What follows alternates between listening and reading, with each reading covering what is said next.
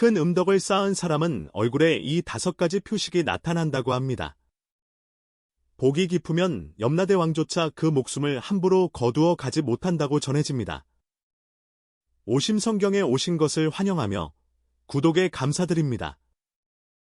어르신들께서 종종 사람은 마땅히 음덕을 쌓아야 한다고 말씀하셨습니다. 왜 그런 말씀을 하셨을까요?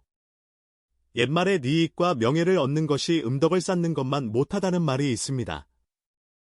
이는 아무리 많은 헛된 명예를 얻는다 해도 조용히 음덕을 쌓는 것의 실질적인 가치에는 미치지 못한다는 뜻입니다.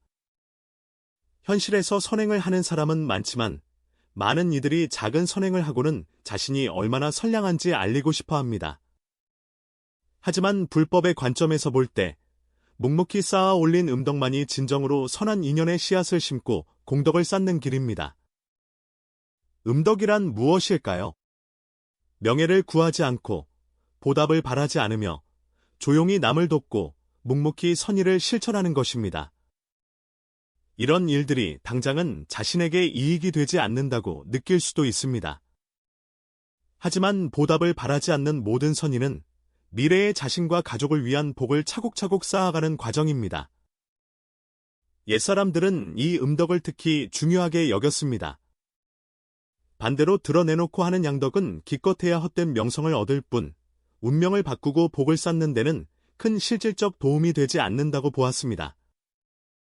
그렇다면 자신이 음덕을 쌓았는지, 복이 깊은지 어떻게 알 수 있을까요? 옛말에 선한 일에는 선한 보답이, 악한 일에는 악한 보답이 따른다고 하였습니다. 이는 맹목적인 믿음이 아니라 수천 년간 관찰된 인과의 법칙입니다. 주역에도 선을 쌓은 집안은 반드시 남은 경사가 있다고 하였습니다.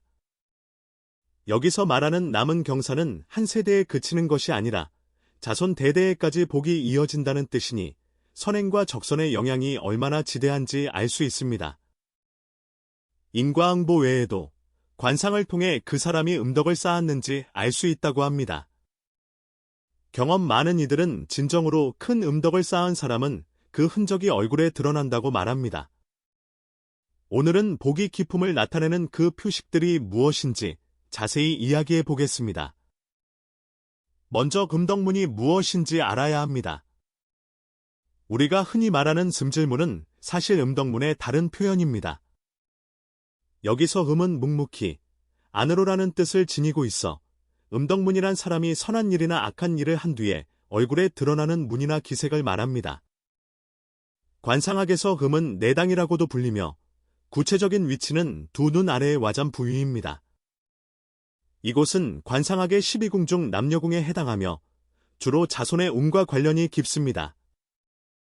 고대 상서인 신이부록에서는 눈 아래 음덕궁이 살이 차고 복스러우면 마음이 지혜롭고 또한 음덕이 두려움이 없다고 하였습니다. 즉, 이 부위가 도톰하고 풍만하면 지혜로울 뿐 아니라 부귀할 상이라는 뜻입니다. 옛사람들은 자손이 많은 것을 복으로 여겼기에 만약 눈 아래 음덕문이 꺼지지 않고 밝고 윤택하며 심지어 옅은 자색빛을 띈다면 이는 오랫동안 선행과 적선을 쌓아온 결과라고 보았습니다. 설령 그 사람의 본래 사주에 자식을 극하는 흉함이 있더라도 깊은 음덕으로 인해 결국 복 있는 자식을 얻게 된다고 합니다. 반대로 과거에 좋지 않은 일을 했더라도 나중에 잘못을 뉘우치고 선행을 베풀며 남을 돕는다면 눈 아래에도 서서히 음덕문이 생겨나 흉한 운을 길한 운으로 바꾸고 어려운 고비를 만나도 헤쳐나갈 수 있게 된다고 합니다. 하지만 음덕문은 눈 아래 와잠 부위에만 있는 것이 아닙니다. 상서 수경집에서는 음덕문이 나타날 수 있는 36곳을 정리했습니다. 예를 들어 이마의 천중, 천령, 코의 상근, 연수, 준두, 그리고 범령, 지각, 미간의 명문, 천창, 인당 등입니다. 이러한 부위에 길한 무늬가 나타나거나 환하고 기쁜 기색이 돌면 설령 본래 관상에 결함이 있더라도 이를 보완하여 나쁜 운을 좋은 운으로 바꿀 수 있습니다. 하지만 이 부위에 좋지 않은 무늬가 생기거나 기색이 어둡고 침침하다면 본래 복이 있는 사람이라도 점차 흉한 운으로 변할 수 있습니다. 그래서 관상학에서는 금덕은 마음밭의 영적인 새로 사람의 조화를 불러와 기륭을 바꿀 수 있다고 말합니다. 간단히 말해 음덕문은 당신 내면의 선과 악을 비추는 거울과 같습니다. 당신이 하는 일과 마음가짐이 모두 그것을 통해 얼굴에 드러나는 것입니다. 음덕문이 있는 사람은 대개복과 덕이 두텁고 마음이 평화로우며 영적인 기운이 있습니다. 또한 평소 남을 돕고 구할 수 있는 기연을 자주 만나게 되어 자연히 그 복이 자손에게까지 이어져 후손들이 총명하고 장수하게 됩니다. 그럼 구체적으로 관상에서 이러한 음덕문을 어떻게 보는지 5가지 표식을 하나씩 자세히 말씀드리겠습니다. 첫 번째, 인당입니다. 일생의 운세를 볼 뿐만 아니라 복의 깊이를 가늠하는 곳입니다. 인당은 양 눈썹 사이, 즉 미간을 말하며 관상학에서 이 부위는 사람의 일생 전반적인 운세와 관련이 있습니다. 만약 마음의 거리끼는 일을 했거나 전생에 풀지 못한 악업이 있다면 인당의 현친문이라는 특수한 주름이 나타날 수 있습니다. 이 주름이 있는 사람은 자신의 복이 소모될 뿐만 아니라 가족에게도 불행이나 어려움을 가져올 수 있습니다. 제가 아는 조 씨 성을 가진 분이 자신의 경험을 이야기해 준 적이 있습니다. 젊은 시절 그는 집안 형편이 어려운 데다 욕심이 많아 늘 쉬운 길만 찾았습니다. 처음에는 도박에 빠져 모아둔 돈을 모두 날렸고 나중에는 생활이 어려워지자 그의 아내는 돈을 벌기 위해 유흥업에 종사하며 새벽 서너 시까지 일해야 했습니다. 몇 년 지나지 않아 조 씨는 간에 문제가 생겼고 건강했던 아내 역시 폐병을 얻어 날로 쇠약해졌습니다. 그들의 딸은 대학에 가긴 했지만 부모에게 손 벌리는 것이 당연한 줄 알며 효도하지 않았습니다. 당시 제가 조 씨의 인당을 보니 그의 현친문에 꺾인 각, 정각이 보였습니다. 관상학적으로 이는 운이 좋아지는 징조였습니다. 제가 그에게 나중에 어떤 변화가 있었는지 물었습니다. 그는 한 고승을 만나 깨달음을 얻었고 방생과 선행을 실천하며 나쁜 습관을 고치고 안정적인 직업을 가졌다고 했습니다.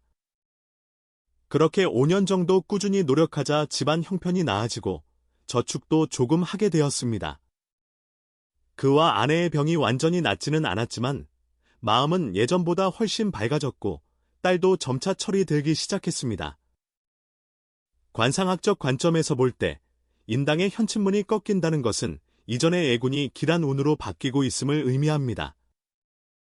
운명을 바꾸는 핵심은 사실 새로운 마음으로 선한 생각을 하고 선행을 실천하는 것이며 그러면 얼굴의 흉한 무늬도 자연스럽게 길한 무늬로 변하게 됩니다.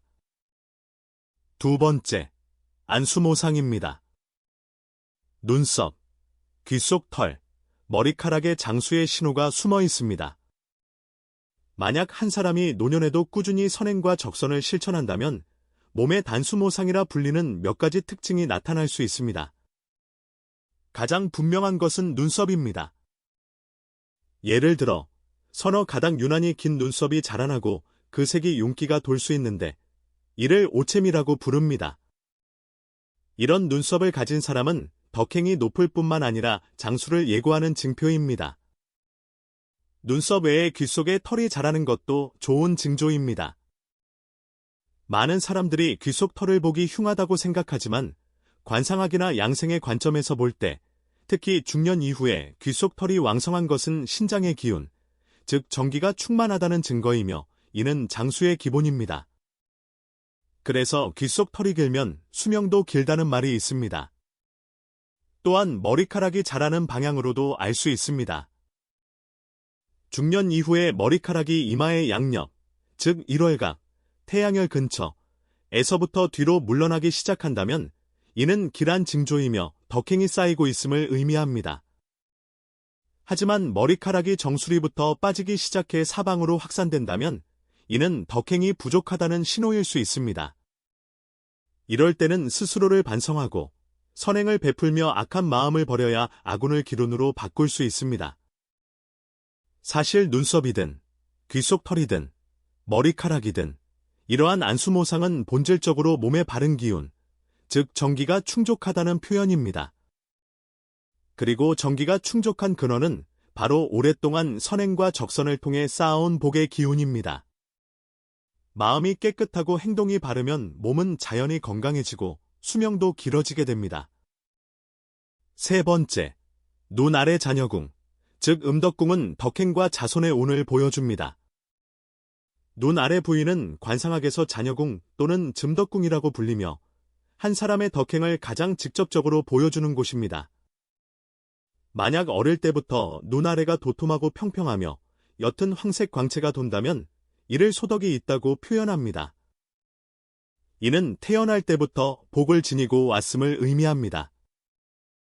하지만 어릴 때부터 눈에 띄는 눈 밑 주머니나 다크서클이 있거나 눈 아래가 움푹 꺼져 있다면 이는 선천적으로 정기신이 부족하거나 특히 선천적인 신장의 기운이 허약한 것일 수 있습니다. 관상학에서는 이러한 상을 가진 사람은 자손 운이 약하여 아이를 갖기 어려울 수 있다고 봅니다. 따라서 이런 사람들은 더욱 심신 수양에 힘쓰고 욕심을 줄이며 마음을 맑게 하고 선행과 음덕을 쌓음으로써 자신의 기운과 운세를 개선해 나가야 합니다. 또한 눈 아래 와잠이 불룩하더라도 그 색이 어둡고 침침하다면 이 역시 음의 기운이 강하다는 신호일 수 있습니다. 한의학적으로도 눈밑이 검거나 꺼지는 것은 신장에 문제가 생긴 것으로 보며 신장은 정기를 주관하므로 정기가 부족하면 사람이 무기력해지고 기운도 음쪽으로 치우치게 됩니다. 진정으로 복이 있는 사람은 눈 아래가 평평하고 도톰하며 때로 가느다란 무늬가 한두 줄 있을 수 있습니다. 이런 사람들은 대개 마음이 맑고 욕심이 없으며 평온한 마음을 지니고 남을 배려하는 마음으로 행동하니 자연히 복이 두터워집니다. 춘추시대의 공자보다 29살 어린 상구라는 사람이 있었습니다. 그는 주역을 매우 좋아하여 공자로부터 주역을 전수받았고 나중에 초나라 사람 자오에게 전수했습니다. 상구는 주역에 대한 조예가 공자의 제자 자아보다 깊어 공자 문화의 중요한 전도자가 되었습니다. 주역이 후대에 전해질 수 있었던 것은 상구의 공이 컸습니다. 훗날 한나라 시대에는 주역에 능통한 사람이 관리가 될 수도 있었습니다. 한천 사람 양상은 주역에 정통하여 중대부가 되었고 기록칭, 맹단, 주패주, 부연 등도 모두 주역을 통해 벼슬길에 올랐으니 상구의 영향이 얼마나 지대했는지 알 수 있습니다. 하지만 상구는 마흔이 되도록 자식이 없어 크게 근심했습니다. 어느 날 그가 공자를 배웠을 때 공자는 그의 눈 아래를 보고 은은한 광택이 도는 것을 발견하고는 그가 훗날 반드시 귀한 자식을 얻을 것이라 단언했습니다. 과연 훗날 공자의 말대로 상구는 자식을 얻었을 뿐만 아니라 그 자식 또한 훌륭하게 자라났습니다. 반대로 만약 어떤 사람이 자주 나쁜 일을 하고 마음에 악한 생각을 품는다면 눈 아래는 점차 검어지고 움푹 꺼지게 됩니다. 더 심각한 것은 눈 아래에 수문이라 하여 바늘처럼 날카로운 주름이 생기는 것인데 이를 닥자행이라고 합니다. 이런 무늬가 있는 사람은 자손 운이 나쁠 뿐만 아니라 삶에서 겪는 어려움이 많고 위험에 처하기도 쉽습니다. 그러니 자신의 덕행이 충분한지 복이 깊은지 알고 싶다면 평소 자신의 눈 아래를 자주 살펴보십시오. 그곳이 도톰한지, 광채가 나는지의 답이 숨어 있습니다. 네 번째, 법령문은 중년 이후에 드러나는 덕행문입니다. 법령문은 코 양옆으로 뻗은 주름을 말하며 보통 중년이 되어서야 서서히 나타납니다. 이 또한 덕행을 나타내는 중요한 무늬이기에 덕행문이라고도 불립니다. 법령문에서 가장 주의해야 할 것은 등사입구입니다. 이는 법령문이 끝이 입꼬리 쪽으로 직접 이어져 마치 뱀이 입으로 들어가는 듯한 형상을 하는 것입니다. 상학에서는 이를 박사상이라 부르며 비록 정말로 굶어 죽는 것은 아니더라도 대개 노년에 외롭고 고독하게 지내며 돌봐줄 사람이 없음을 예시합니다. 하지만 걱정하지 않으셔도 됩니다. 법령문은 사람의 마음가짐과 행동에 따라 변할 수 있습니다. 만약 자주 좋지 않은 일을 한다면 법령문은 점차 등사입구로 변할 수 있지만 꾸준히 선행을 쌓고 덕을 베푼다면 등사입구의 무늬는 점차 변하여 입가를 감싸며 턱까지 이어지는 수대문이라는 형태로 바뀌게 됩니다. 이는 장수하고 복이 많음을 상징하는 길한 징조입니다. 또 다른 경우도 보았습니다. 어떤 사람은 원래 법령문이 한 줄이었는데 나중에 꾸준히 선행을 하고 잘못을 고쳐나감으로써 원래의 법령문 옆에 나뭇가지처럼 또 다른 한 줄이 생겨났습니다. 이를 쌍몽출해라고 부르며 이런 무늬를 가진 사람은 장수할 뿐만 아니라 점차 부귀를 누리게 되는데 이는 모두 선업이 쌓여 나타난 복입니다. 절단문이라 불리는 법령문도 있습니다. 이는 법령문 중간이 끊어져 있는 형태입니다. 이런 무늬를 가진 사람은 대개 하는 일마다 순탄치 않습니다. 예를 들어 부모나 친척, 친구와의 인연이 얕아 관계가 원만하지 못하고 어른의 도움을 받기 어려우며 사업이나 직장에서도 난관이 많고 좌절을 자주 겪습니다. 이러한 상황을 바꾸고 싶다면 선행을 많이 하고 진실한 친구를 사귀며 복을 쌓아나가야 합니다. 그러면 법령문이 끊어진 부분도 서서히 개선되고 삶도 자연스럽게 좋아질 것입니다. 5번째, 목입니다. 매끄럽고 풍만한 목은 귀함과 장수를 숨기고 있습니다. 많은 분들이 목 또한 복을 보는 중요한 부위라는 것을 생각하지 못했을 것입니다. 옛사람들은 사람이 장생불로하고 젊음을 유지하려면 목의 후롱이 열려야 한다고 했습니다. 여기서 후롱이 열린다는 것은 사실 기운의 흐름이 순조롭고 신장의 기운이 충족하다는 뜻입니다. 한 사람의 기운이 순조롭고 신장의 기운이 족하다면 100살이 되든 200살이 되든 목이 늙어 보이지 않는다고 합니다. 관상학적으로 볼 때 한 사람의 목이 풍만하고 피부가 매끄러우며 잔주름 없이 윤기가 돈다면 그 사람의 명은 대개 귀하다고 말할 수 없습니다. 특히 여성의 목이 이러하다면 이는 복이 매우 두터운 징표입니다. 사실 목의 상태 역시 몸의 양기가 충족함을 나타내는 표현입니다. 그리고 양기가 충족한 근원은 바로 오랫동안 선행과 적선을 통해 쌓아온 바른 기운, 즉 정기입니다. 마음이 깨끗하고 행동이 바르면 몸의 양기는 서서히 쌓이게 되고 목은 자연히 풍만하고 매끄러워 보입니다. 반대로 자주 나쁜 일을 하고 마음에 어두운 생각을 품는다면 몸의 양기는 서서히 소모되고 목은 건조하고 주름지며 실제 나이보다 훨씬 늙어 보이게 됩니다. 위에서 언급한 5가지 관상의 표식을 통해 알 수 있듯이 한 사람의 덕행과 복은 사실 모두 얼굴에 쓰여 있으며 얼굴의 길한 무늬와 흉한 무늬는 모두 자신의 행동과 마음가짐에 의해 결정됩니다. 따라서 음덕을 쌓고 복을 모아 자신과 가족의 운명을 바꾸고 싶다면 핵심은 마음과 행동에서부터 시작해야 합니다. 첫째, 선행은 조용히 하되 이름이나 보답을 구하지 말아야 합니다. 많은 사람들이 작은 선행을 하고는 남들이 알아주기를 바랍니다. 예를 들어 기부를 조금 하고는 여기저기 알리고 남을 돕고는 감사를 기대합니다. 하지만 이러한 선행은 대개 양덕에 속하며 헛된 명성을 얻을 뿐 진정한 복을 쌓기는 어렵습니다. 불법에서는 진정한 음덕이란 구하는 바 없이 행하는 선이라고 말합니다.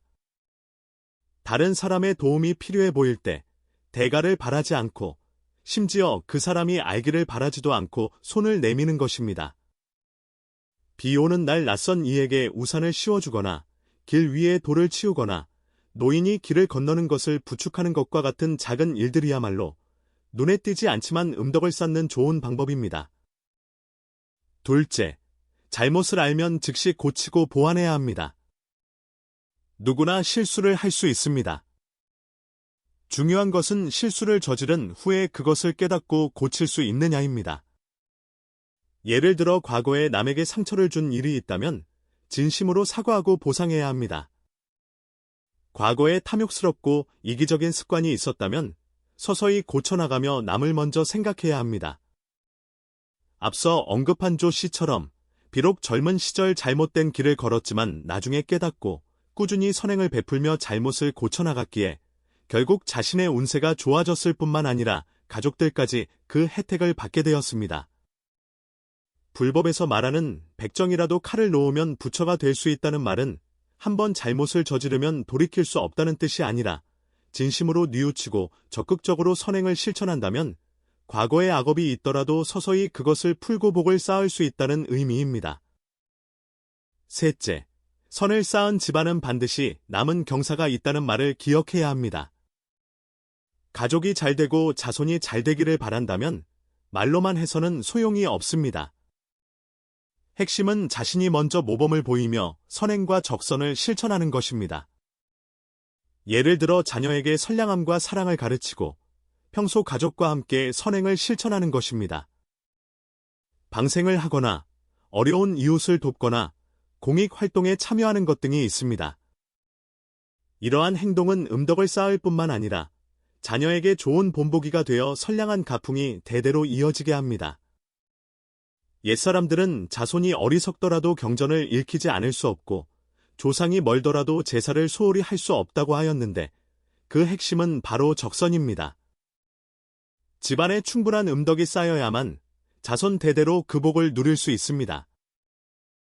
인광대사께서는 덜이석은 사람은 어리석음이 극에 달해 죄와 복의 인과응보를 믿지 않는다. 이는 어리석음과 번뇌의 습기가 깊기 때문이며 인과가 존재하지 않는 것이 아니라 많은 사람들이 인과 연의 관계를 보지 못할 뿐이다라고 하셨습니다. 마치 씨앗 하나를 심는다고 해서 바로 열매가 열리는 것이 아니라 물을 주고 거름을 주며 햇볕을 쬐는 과정을 거쳐야 서서히 싹이 트고 꽃이 피며 열매를 맺는 것과 같습니다. 선행과 적선도 마찬가지입니다.